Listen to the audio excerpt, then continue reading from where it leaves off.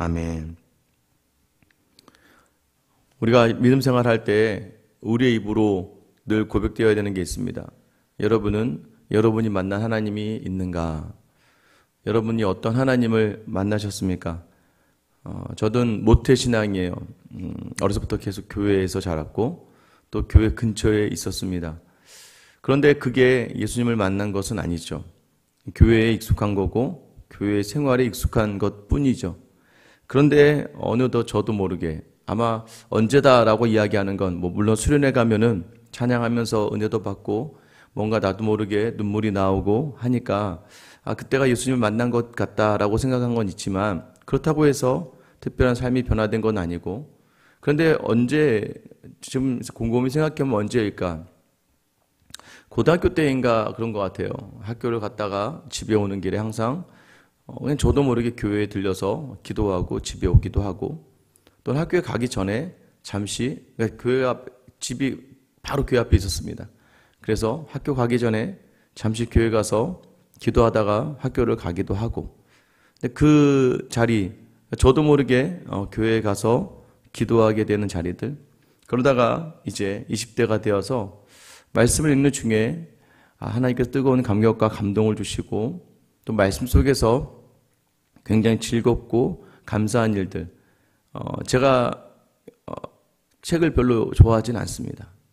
책을 별로 좋아하진 않는데 성경책은 지금도 여전히 성경책을 읽는 시간은 가장 행복한 시간이 되었습니다. 그리고 그게 이어져서 말씀을 준비하는 시간 그러니까 설교를 준비하기 위해서 책을 읽어야 되는 거죠. 그러니까 책을 읽게 되는 이유는 말씀을 준비해야 되니까 읽게 되는 거죠. 이 모든 자리의 이유는 내가 만난 하나님이 확신이 있기 때문에 내가 만난 하나님에 대한 은혜가 있기 때문에 그 자리가 얼마나 귀하고 그 자리가 얼마나 복된지 알기 때문입니다. 여러분이 만난 하나님은 어떤 하나님이고 그 하나님 때문에 여러분은 어떠한 삶을 결단하시고 살아가고 있나요? 여러분 이것이 중요한 거예요. 내가 만난 하나님을 내가 고백하며 내가 그 하나님으로 말미암아 하루를 살아낼 수 있는가? 여러분 오늘 9절에 보면 유다 왕 히스기야가 병들었다가 그의 병이 나은 때에 기록한 글이 이러하니라 라고 되어 있어요.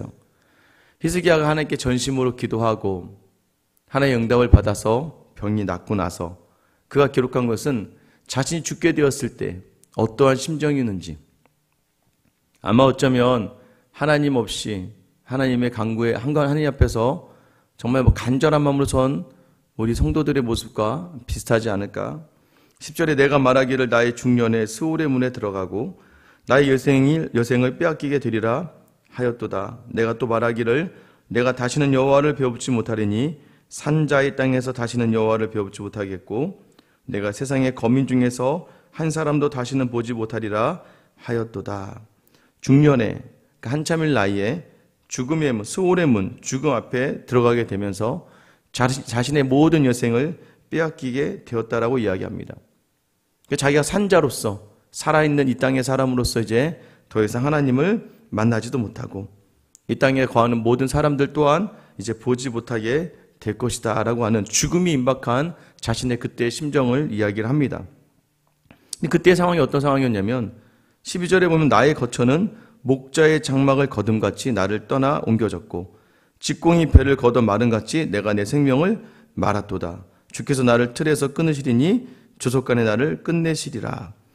목자의 장막, 그러니까 목초가 있는 데를 따라서 양을 이끌고 가면서 장막을 쳤다 쥐었다 쳤다 폈다 하는 것처럼 이 목자의 장막을 거둠같이 이제 떠나 옮겨졌다. 그리고 직공이 배를 걷는다는 게 뭐예요? 이렇게 배를 짜다가 어느 정도 선에서 또 끊어내거나 이제 끊어내야겠죠. 아니면 말아야겠죠. 그 마름같이 내 생명이 말렸고 주께서 그 틀에서 끊으시는 것처럼 내가 끝날 것 같다. 그러니까 지금 이제 하나님께서 내 모든 인생을 이제 마무리를 시키시는구나라는 걸 깨닫게 되었다는 거예요. 근데 13절에 보면 내가 아침까지 견디었사오나라고 표현합니다. 아침까지 견디다라는 표현은 사실은 본문을 잘 해석하면 아침까지 부르짖었다라는 표현이에요. 그러니까 하나님께 간절한 마음으로 하나님께 부르짖었으나 주께서 사자같이 나의 모든 뼈를 꺾으시오니 조속간에 나를 끝내시리라. 하나님이 내가 그렇게 부르짖었는데 하나님 나를 끝내시기로 하셨구나. 아마 이사야에게 왕이 이제 얼마 수명이 남지 않았습니다 라는 이야기를 듣고 기도하는 시간들이 꽤 오래되었던 것 같아요. 하나님께 간절한 마음으로 아침까지 계속 날이 밝기까지 뭔가 새로움이 있기까지 하나님께 부르짖었으나 하나님께서는 처음에는 응답을 하지 않으신 것 같아요. 여러분, 죽음 앞에 선 인간들의 모습이 어떨까요? 죽음을 앞두고 있다. 14절에 보면 나는 제비같이 학같이 지저귀며 비둘기같이 슬피 울며, 새들 중에서도 가장 연약한 새들이죠. 어디 누군가에게 해코지하지 못하는 연약한 새들처럼 지저귀고 슬피 울며 내 눈이 쇠하도록 앙망하나이다. 그러니까 눈방울을 하나님께만 두고 하나님이 도와주시지 않으면 안 되는 상황으로 간절히 바라면서 뭐라고 마지막에 14절 마지막 이야기합니까? 여호와여 내가 압제를 받사오니 나의 중보가 되옵소서. 중보라는 표현이 뭐예요? 무언가를 해결해 줄 수 있는 사람들. 그러니까 무언가를 이 고난으로부터 이 죽음의 두려움으로부터 나를 해방시켜 줄 수 있는 사람은 하나님밖에 없다는 것을 지금 히스기야가 확신하고 노래하고 있었던 거죠. 그렇게 히스기야가 하나님을 찾았다는 거예요. 15절에 보면 주께서 내게 말씀하시고 또 친히 이루셨사오니 내가 무슨 말씀을 하오리까? 그럼에도 주님은 너 이제 죽을 거야 라고 얘기했다는 거예요. 내 영혼의 고통으로 말미암아 내가 종신토록 방황하리이다. 여러분이 만약에 너 이제 한 달밖에 못 살아 라는 이야기를 기도하는 중에 음성으로 들었거나 또는 어떤 예언하시는 분이 확신 있게 여러분에게 이야기했다고 생각해 보세요. 너 이제 한 달밖에 살지 못할 거야. 여러분, 그러면 그 두려움과 그 무서움과 그 연약함에 대한 또 떨림이 얼마나 있겠습니까? 여러분, 근데 히스기야가 지금 무엇을 놓치지 않는 거예요? 이 모든 일이 하나님으로부터 기인했다는 것을 절대 놓치지 않는 거예요. 인간의 생사화복이 누구 손에 있다? 하나님 손에 있다는 것을 이 히스기야는 놓치지 않아요. 하나님이 그렇게 말씀하셨기 때문에 사실은 조금 지금 자기 마음이 어렵고 힘들죠. 제가 어제 말씀드렸잖아요. 아들도 없고 이대로 죽어버리면 유다의 가문, 그러니까 다윗을 통해 가문이 이어오던 유다의 나라는 다른 누군가의 가문으로 연결되어져야 되니까 사실 그런 모든 것들을 품고 지금 히스기야가 기도했으나 아직까지 응답이 없었던 것 같아요. 그런데 16절 주여 사람이 사는 것이 이에 있고 내 심령의 생명도 온전히 거기 있사오니 원하건대 나를 치료하시며 나를 살려주옵소서. 그러니까 하나님만 살려줄 수 있다고 확신하는 겁니다. 17절에 보옵소서 내게 큰 고통을 더하신 것은 내게 평안을 주려 하심이라. 여러분, 큰 고통을 더하셨는데 오히려 내게 평안을 주시기 위해서다. 이 표현은 어떤 표현일까요? 여러분, 우리가 삶의 고난과 어려움이 닥칠 때 여러분, 그게 평안을 향할 수 있는 방법이 하나님을 향하기 때문입니다. 제가 왜 학교를 끝나고 교회를 갔을까? 왜 집에서 아침에 나오면서 교회를 갔을까? 두려움의 자리들이 있었기 때문이겠죠. 무언가 지금은 그때 어떤 일이었는지 모르겠지만 무언가 바램이나 연약함을 가지고 함께 나아가는 자리가 있었겠죠. 근데 여러분, 그 자리에서 하나님 반드시 평안을 주셨다는 것이에요. 주께서 내 영혼을 사랑하사 멸망의 구덩이에서 건지셨고 내 모든 죄를 주의 등 뒤에 던지셨나이다. 그러니까 하나님께서 이 죽음의 문턱에서 하나님을 찾게 하시고 그 순간에도 하나님과 함께하는 그 기도하는 순간이 이 히스기야에겐 굉장한 큰 기쁨이고 평안이 되었다는 거예요. 그 기도의 순간, 지금 여러분 우리가 나중에 알게 된다니까요. 연세가 많으시고 신앙의 세월을 오래 보내신 연로하신 장로님이나 권사님들 여쭤보면 그때 막 하나님을 찾아서 눈물로 기도하던 그때가 가장 행복했다고 이야기하는 건 참 어떻게 보면 오늘 이 본문의 말씀과 같은 것 같아요. 내가 지금 육체적으로 편안함 속에 있다고 해서 정말 행복하고 좋은 게 아니라 정말 하루하루를 살아내야 되는데 어떻게 살아야 될지 모르겠고 살 방법이 없으니까 기도하며 살아내고 오늘 하루도 주님의 음성을 듣지 않으면 주님의 뜻, 주님 앞에 부르짖지 않으면 주님의 손을 붙잡지 않으면 살 수 없는 하루하루 속에서 시간을 지어보니 그때가 하나님과 함께하며 가장 내 인생에 행복했다라고 가장 기쁨이 있었다라고 이야기하신다는 거죠.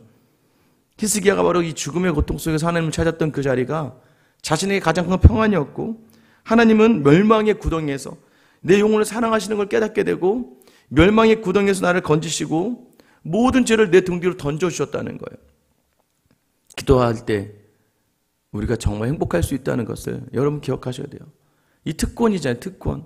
하나님의 자녀만 할 수 있는 하나님의 언약을 기대어 하나님께 간절히 부르짖을 수 있고, 때로는 하나님께 따질 수 있고, 때로는 하나님께 울부짖고, 때로는 조용히 하나님 말씀에 묵상할 수 있는 이 기도의 시간은 세상에 그 어떤 사람들에게도 허락되지 않은 믿음의 사람들, 하나님의 자녀들에게 허락된 평안을 향하는 시간인 줄 믿으시기를 축원합니다.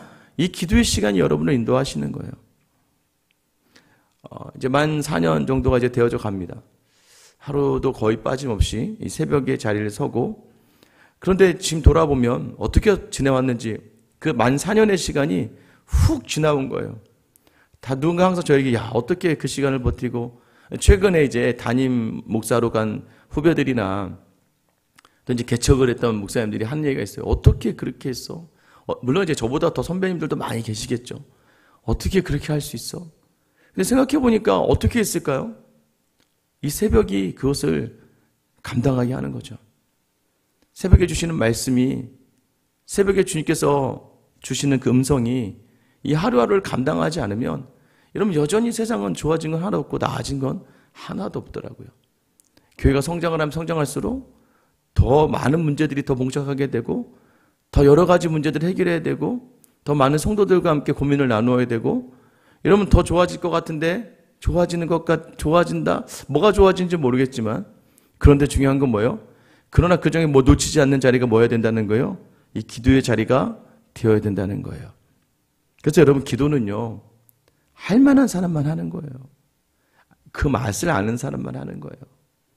막 기복적으로 뭔가 바라야 되니까. 근데 그런 분들의 특징이 뭐예요? 정말 기쁨의 자리는 좋던 좋지 않던, 있던 없던 하나님과 이렇게 함께하는 시간이 좋은 건데, 그러니까 그걸 원하죠? 그걸 위해 기도해요. 이루어지니까 기도 끝. 마치 기도가 과제가 되고 기도가 숙제가 되는 거예요. 여러분 자녀가 여러분에게 뭘 얻을 것만 있어서 여러분을 찾으러 오고, 물론 그것도 괜찮아요. 어머니, 아버지, 이거 좀 줘야 돼요. 매일같이 와서 어머니, 돈이 좀 필요해요. 아버지, 이것 좀 해줄 수 있어요? 라고 계속 얘기해요. 근데 여러분 부모는 어쨌든 주고 싶으니까 계속 끊임없이 요구하는 그걸 들어주죠.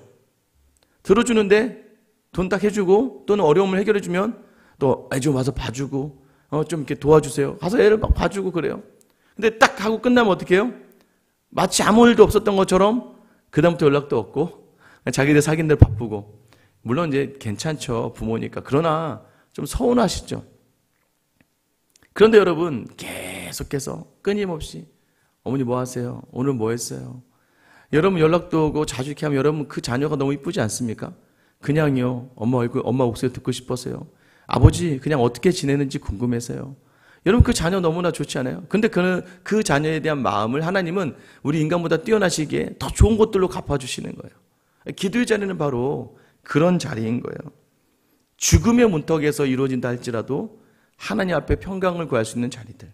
여러분 18절 보세요. 스올이 주께 감사하지 못하며 사망이 주를 찬양하지 못하며 구덩이에 들어간 자가 주의 신실을 바라지 못하되. 그러니까 여기서 지금 히스기야가 굉장히 지혜롭게 기도한 거예요. 뭐냐면 죽음이 앞둔 사람들이 어떻게 주님께 감사하고, 이 죽음이 어떻게 주님을 찬양하게 되며, 어떻게 구덩이 무덤으로 들어간 사람들이 어떻게 주님의 신실함을 바랄 수 있겠습니까?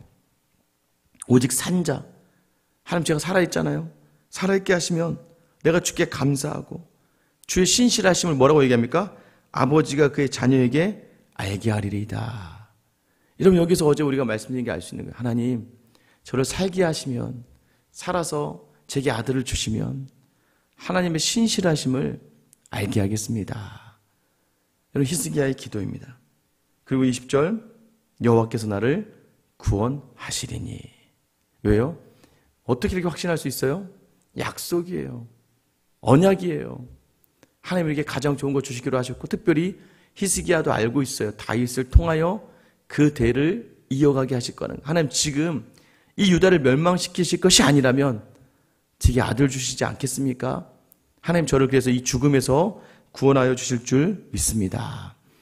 여러분 그래서 우리가 종신토록 여호와의 전에서 수금으로 나의 노래를 노래하리로다. 우리가 최소 믿는다는 건 이 고백이 있어야 돼요. 여러분의 노래가 있냐 이거예요. 하나님을 찬양할 여러분의 가사가 있냐. 노래를 하려면 가사가 있어야죠. 그 가사는 어디서부터 나옵니까? 말씀으로부터 나오고 내 삶의 경험으로부터 나오는 거예요. 여러분의 노래가 있냐 이거예요. 하나님을 향한 여러분만의 노래가 여러분 안에 있어서 늘 하나님을 이렇게 노래하며 찬양할 수 있느냐 이거죠. 여러분, 이게 바로 히스기야가 낳고 나서 지은 노래예요. 내가 구원을 확신하며 나의 여호와의 성전에서 종신토록 하나님 나의 노래로 노래하겠습니다. 누구의 하나님이 아니에요. 아내의 부모의 하나님이 아니라 나의 하나님을 내가 노래하겠습니다라는 고백이 나오는 거죠. 21절 22절에 보면 이사야가 결국엔 한 뭉치 무화과 나무를 가져다가 종초에 붙여라. 이 종초에 붙여라라는 걸 통해서 히스기야에게 악성 종양이 있었던 것 같아요. 뭔가 피부로 깊게 파고 들어가는. 그래서 무화과 한 뭉치를 가져다가 상처에 붙이면 왕이 나을 것이다. 결국 히스기야도 낫게 되고 22절에 말하기를 내가 여호와의 전에 올라갈 징조가 무엇이냐 하였더라. 그게 뭐였어요? 해가 10도 뒤로 움직이는 기적을 경험하게 됩니다. 여러분, 히스기야의 이 기도의 근원은 무엇이에요? 하나님에 대한 확신이에요. 하나님을 제대로 알고 있는 거예요. 언약의 하나님. 전혀 변기하지 않으시는, 바꾸지 않으시는 그 약속을 붙들고 기도하는 거예요. 여러분, 그러니까 우리가 기도를 할 때는요, 뭐 그냥 도와주시오 이게 아니에요. 언약에 붙들려 기도해야 돼. 그래서 우리가 말씀을 공부해야 되고 하나님을 알아야 되는 이유가, 여러분, 하나님의 언약을 하나님 말씀하신 대로 이루시니까 그 말씀을 오늘 또 내게 주시는 말씀, 성경을 통해 내게 주시는 말씀이 무엇일까요? 오늘 말씀을 통해서 죽음 가운데 있는 히스기야도 살리신 하나님이 내게 주신 말씀이다. 그럼 내 몸에 연약한 육체 가운데 있다면 히스기야 같은 은혜를 달라고 기도하시는 거예요. 여러분, 삶의 자리에서 내가 지금 죽을 것 같은 고통 가운데 있다. 고통 중에도 평강을 주신 하나님을 오늘 말씀으로 붙들었다면 하나님, 내 안에 고통 가운데 있는데 이 자리에 주님과 대화하는 시간을 통하여 내게 평강을 주옵소서. 그러니까 매일 와서 무슨 여러분 외워놓은 암송하듯이, 여러분 우리 정말 조심해야 될 게, 여러분 특별히 기도 많이 하시는 분들 마치 암송하듯이 그렇게 기도하는 게 아니에요. 제 아들과 딸에게 가정과 직장과 사업에 복을 주시옵고, 여러분 이렇게 기도하는 게 아니에요. 오늘 말씀이 선포된 게 뭐예요? 히스기야와 같은 하나님, 우리의 자녀가 이 땅을 살아가며 어렵고 힘들다 할지라도 오늘 히스기야 같이 나의 노래를 고백할 수 있는 자녀가 되게 하여 주시옵소서. 그러면 기도가 새로워지잖아요.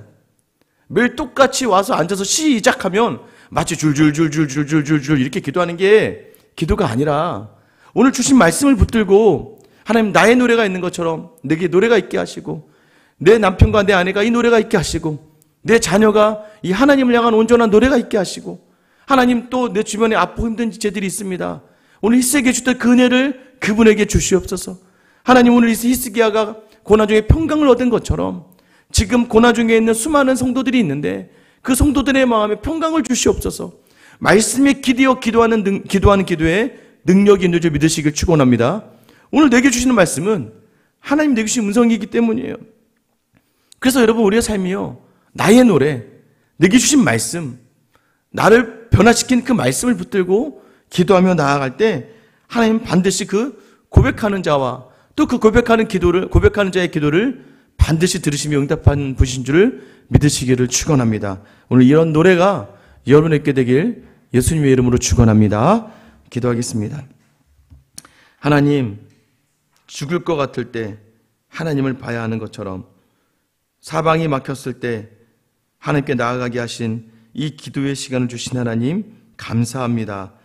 하나님, 오늘 이 기도가 내게는 너무나도 기쁘고 즐겁고 평강을 얻는 자리가 되게 하시며, 그 기도의 모든 근원은 하나님이시고 하나님이 모든 것을 하신다는 확신을 가지고 나아가는 자리오니, 주여, 오늘 간절함으로 주님의 손을 부여잡길 원하는 하나님의 자녀들의 손을 붙들어 주시고, 오늘도 여전히 주의 은혜가 필요하고 나의 노래로 주께 나아가고 싶은 갈망하는 마음으로 선 하나님의 자녀들의 모든 기도를 들으시며 그 안에 슬픔과 두려움과 아픔을 주님께서 제거하시고 오직 주님과 함께만 찬양하며 나아가는 저와 우리 모든 성도들의 하루가 되게 하여 주시옵소서. 오늘도 우리에게 나의 노래로 노래하게 하실 우리의 주님 예수 그리스도의 이름 받들어 기도드리옵나이다. 아멘.